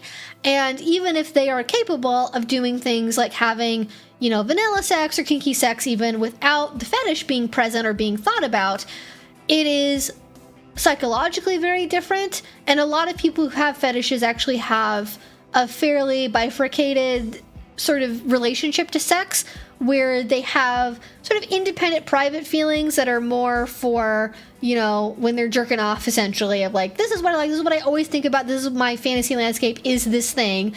And they are capable of performing during partnered sex, but their fetish interest would be very, very, very much additive to the sexual partnered experiences that they have that are otherwise kinky or vanilla. And also, really important, many people who are into kink have a lot of kinks, right? They like bondage, they like fire play, they like saran wrap stuff, they like wax play, they like impact play, they like a bunch of different stuff, a lot of times. Most people that have a fetish have like a fetish. They have one thing that they are super, super into above everything else, like a latex fetish or a spanking fetish. And their entire fantasy landscape is that thing. Or occasionally some things that are closely related, like, I don't know, latex and bimboification, or high heels and bondage, or socks and feet, right? Sometimes it's a couple things that are really closely related, but when we conflate having a fetish with a kink, I think what ends up happening is people see people who have fetishes talking about, like, I have a latex fetish, I have a spanking fetish, I have a foot fetish. And so when people start engaging in those things in a kink context, like, they get into wearing latex, they get into using inflatables, they like, doing foot tickle torture. They then say, well, now I also have a foot fetish. I also have, no, you don't. I'm so sorry, you most likely don't. Most people who have fetishes don't randomly discover them in midlife with no previous fantasies about that thing whatsoever.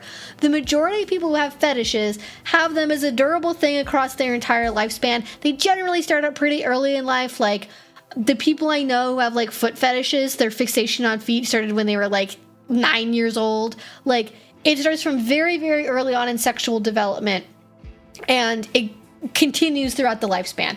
For the most part, there are people who do like therapy and do conditioning stuff, and they're able to sort of move past having that particular fetish. Occasionally people will discover it later if maybe they grew up in a really repressive sexual environment or something like that. But for the most part, it's not nearly the same as, like, you know, doing a spanking scene once with somebody and going, I like spanking. Like, unless your entire fantasy landscape is just spanking, if spanking does not replace sex for you, you probably don't have a spanking fetish. Like, people I know that have a spanking fetish, like, spanking to them is sex. They don't do penetration after the spanking. Spanking is the sex. So, like, please do not confuse people by saying you have a spanking fetish when what you really mean is I like spanking. Anyway, this is just like my own, I guess, my personal bugbear. Because when you interact with people who have fetishes, it's different. If I meet somebody and they tell me I have a bondage fetish, I know that they are going to interact with me differently and have a different perspective on bondage. And somebody says they have a kink for bondage, they like shibari. And maintaining that difference is really important for negotiation, for clarification, and for people who have things that they're into to actually be able to find each other. It is typically pretty annoying, disappointing if you're in a conversation with somebody and you have, like, again, I'm just doing bondage fetish today, so I'm just going to go back to that. If you say that you have a bondage fetish, and then somebody says, oh, I have a bondage fetish too, and you talk, and then you get into the conversation, you realize, oh, no, wait, they don't, like, it's not sexual for them, and they see it as, like, a performance thing, and, oh, they don't actually, they have a fetish. They don't actually have a fetish, right? They're like, you talk to them, and then they're like, oh, well, it's not sexual for me, and I like it because it's relaxing, and I think it's, like, a fun way to do sort of a performance arts thing. As like you're describing, your kink is not a fetish. If it's also fetishes, fundamentally, implicitly sexual. Kink, not. Kink can be sexual, it can be platonic, it can be emotional, it can be mental, it can be every other thing, and it can also be sexual. But a fetish means it is absolutely sexual. It has to be. If it isn't sexual, it's not a fetish. Anyways, just to clear it up, please say what you mean, and if you're having conversations with people, or you're writing a bio for FetLife, or putting out a personal ad or a dating app thing, don't say you have a fetish when you don't mean it. Like, just stop. I am so sick of the conflating of labels down into each other, so there's no distinction whatsoever. Like, top and dom are different things. Kink and fetish are different things. Different things are different. That's why we have words. That's why we have the English language. Is so we can make distinctions with words. Anyways. What did you call the kind of category you think people are trying to describe when they say fetish? Why do you think they don't just call it a kink? I think it's what I said earlier about people, like, they've heard people who have a fetish say, I have a bondage fetish, or I have a foot fetish. And so because they haven't heard people describe an interest in feet with kink language, they think that the way that you describe wanting to play with feet in a kink context is by saying you have a foot fetish, as opposed to, I like fucking around with people's feet, or I think torturing people's feet is fun, or I think tickling people's feet is interesting, or some variation of that, right? So we don't really have, like, foot play. It's not really, maybe it is in the gay community, but, you know, in the pansexual kink community, you know, foot play isn't a term that people use. People say latex, that they have an interest in latex, but it's also kind of on the outskirts. Like, a lot of the things that people conflate between kink and fetish tend to be things that are not the most mainstream kinks that people are doing really regularly anyways. But yeah. People with an exhibitionism fetish are vastly different than people who like doing stuff at events sometimes. Yes, exactly, right? Somebody who is a voyeur in a fetishistic sense is very different than somebody who's like, I like watching people play at parties. It's helpful to have a distinction between the two. And like there is a overlap. There is a crossover. Like there are people who maybe don't meet like the exact clinical definition of a fetishistic disorder that have a durable fixation on like one sexual thing that they've gone back to throughout their whole lifespan, or for a long part of their sexual life at least, or it primarily dominates their sexual landscape. Absolutely. That is a thing. And there are people that are more flexible. I think part of the reason why, that gets viewed very strictly is because the majority of research on fetishes are amongst, like, white cis men. And let me tell you, white cis men, not the only people with fetishes. Lots of trans women I know have fetishes. Cis women I know have fetishes. There used to be a content creator here on YouTube who was a cis woman who had a spanking fetish. Doesn't make content anymore for various reasons, but they were a channel, they made content, they talked about it.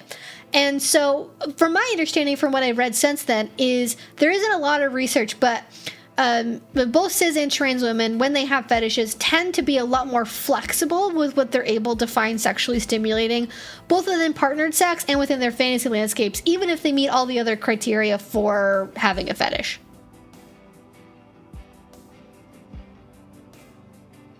FetLife using fetish when they generally mean kink really confuses the situation. Yeah, I think that having a section at the bottom of the profile that says, like, my fetishes, but then everyone just uses it to say what kind of kink activities they're into is not helpful at all. I think that definitely has contributed to the watering down of the language.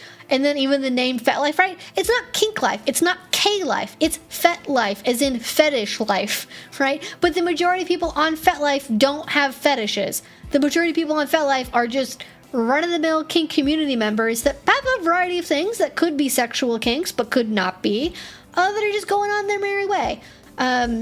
Yeah.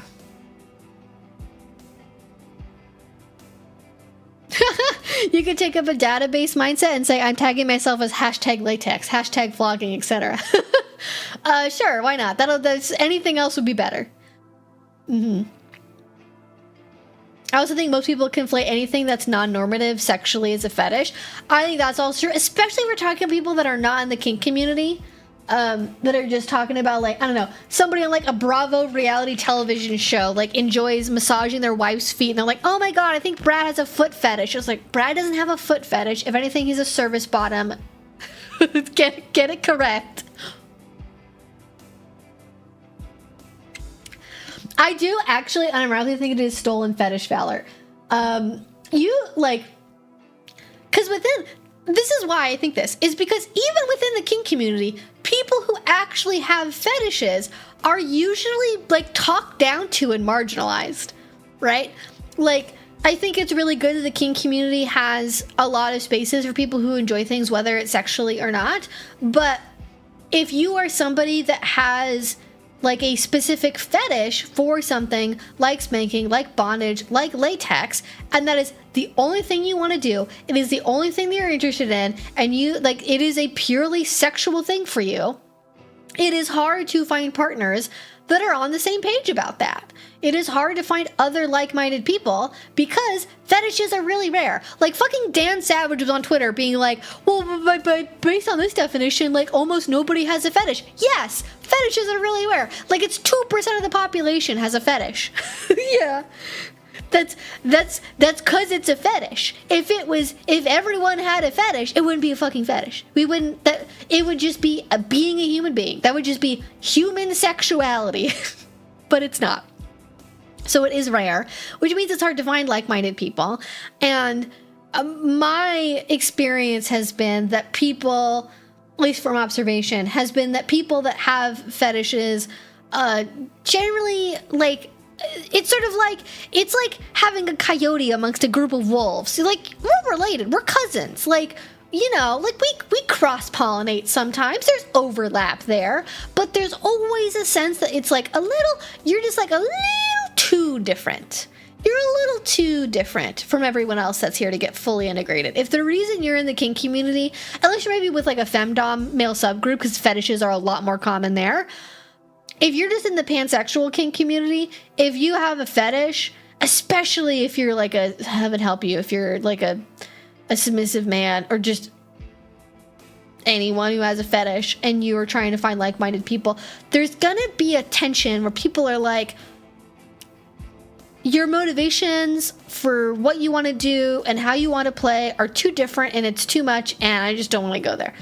Again, that's my observation. That's probably not true for everyone, but I think there's a much higher propensity for people that have fetishes to try to get into the kink community to find like-minded people and then realize that they're a little too different for those spaces, and then they go back to whatever forums that they're on, like their latex forum, their bimboification forum, to try and find people through that, because it's so hard to actually find other people with fetishes on the website that's called Fetish Life. But, you know, that's, yeah. I had an ex tell someone I had a foot fetish because I enjoyed occasionally touching her feet during sex. That is literally how people view it. They're like, oh, I think touching feet is okay during sex. They now think you have a foot fetish. And actually, this is maybe another reason why people get confused about fetish versus kink, is if it is something that they enjoy sexually, the current way that we view vanilla sex, even kinky sex, is so confined to genital interactions for a lot of people. Even up to, including things like pegging and chastity. Those are in the wheelhouse, right? But that's still direct stimulation, direct control, direct interaction involving somebody's genitals and genital interaction. So oral, anal, PIV, PIA, pegging, chastity, all of that. That's kind of the realm that sex is allowed to happen, is like one of those kinds of activities being the main focus. And so it's perceived as being fetishy if you pay attention to somebody's feet or pay attention to other non-genital erogenous zones with any kind of long-lasting attention. In reality, need I quote again from Dr. Marty Klein's Sexual Intelligence, you will learn that the entire body is an erogenous zone, whether it's the ears, the cheeks, the lips, the feet, the toes, the hands. All those can be erogenous zones to the right person with the right partner. Like having somebody just like trace down the palm of your hand really slowly with the tips of their nails, or shoving their whole foot in your mouth and going to town, or biting on your earlobes. Those things are considered so abnormal, even in a kink context, to do sexually with someone, that if that becomes part of your routine, people talk about it like you have a fetish. And it's like, no, I'm just also willing to like lick my partner's neck. I don't have a neck fetish. It's a thing I'm able to do that's not just putting a penis or a dildo into a hole. It's crazy. I know, it's crazy. It's ridiculous that we're allowed to do things that aren't just shoving things in places. But I think we would understand that just having an interest or enjoying those things doesn't make it a fetish if we were able to decenter orgasm and decenter genitalia as part of the sex act. I know, crazy I'm suggesting that we do that, but yeah. Will you make a video on the differences in motivation between kinks and fetishes? No, because I can't say the word fetish in a video because it will get age restricted and demonetized, and people won't be able to see it. So I won't. Maybe for a Patreon video, I'll do a deeper dive into kinks versus fetishes. But like, I can only kind of do this on a live stream because I don't monetize this at all. I mean, obviously, you know, super chats happen, but ads don't play in this. I don't put this through the YouTube review system at all. Like, I don't even try to. So I can talk about it here, but I literally can't say the word fetish. If I say the word fetish in a video, in a thumbnail, in a title, anywhere, it just automatically gets age restricted. So I can't do it. No one will see it. I know, sexy more than sex. It's crazy. Get a load of this guy. He's got an intercourse fetish. Can you believe that? I know. Got a frottering fetish or a frotterism. What's the thing where people dry humping? Let's call it dry humping. He's got a dry humping fetish. My God, look at him. Is there any kind of spectrum between casual internet committed interest and fetish, or is it more like a binary? Specifically, for most things, there is a spectrum. With it being a fetish, there is a gray area, but it is a very small one. Because what makes a fetish is the durable long-term fixation on like one or very, very few things across time, across partners, yada, yada, yada. And if it's not that, then it's not a fetish, it's a kink. And there is wiggle room in terms of, you know, can you get off to other things if you try hard enough? Can you enjoy partnered sex without this activity or object or thing being included or thought about?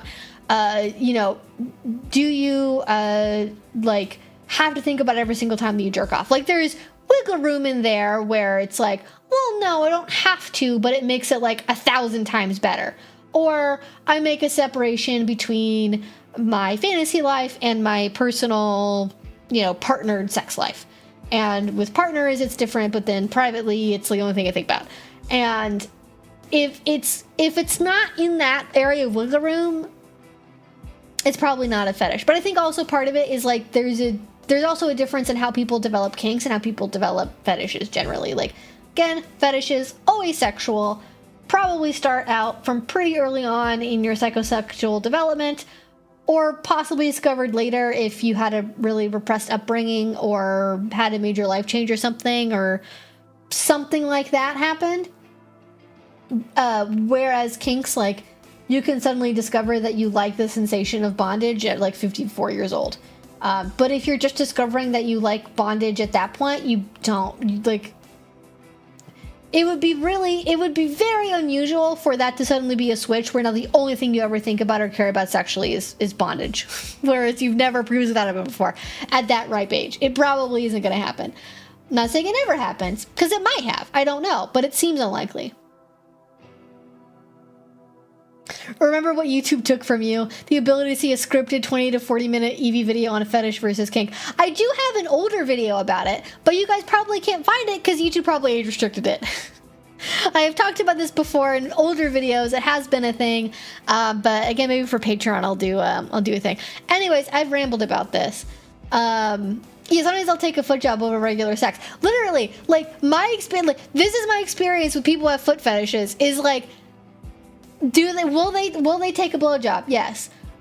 Is their favorite thing on planet Earth a foot job? Absolutely the fuck yes. Is that like, that is what they want. That is what they want. Everything else is vastly secondary to that. That is, you know, if a guy doesn't care if you send him pictures of your tits, but always wants to see pictures of your feet and pays for you to get pedicures, and always wants you to give him a foot job, they probably have a foot fetish. If what they like is occasionally giving you a foot massage, that's not a foot fetish. Just as a quick guide you can think about in your life. You're trying to decide, does my boyfriend have a foot fetish? Now, the massage might be a slow walk into the fetish. That's a possibility. But if the only thing he sincerely says he's ever into is he likes giving you a little foot rub every now and then, probably not a fetish. Just saying. So great to hear someone describe a fetish so well. I feel very seen. I am very glad I could represent it well. This is like how I feel about like Ageplay and stuff. It's like, no one fucking understands this and it drives me insane, and I guess I have to talk about it because who else is going to? And I just feel really bad for people that are not adequately represented in media, in discourse, and everyone talking about it is seemingly not somebody with a fetish, so they don't know. So I'm gonna try my best to represent what that perspective is. Cause yeah, I think it's hard out there. Disguise it as a fettuccine cooking video. I don't even know how I would do that. That would probably be too confusing. I don't know, man. It could be funny as a bit. I don't even know how to make vegan fettuccine. I've never even tried. I think I'd have to learn how to do that first.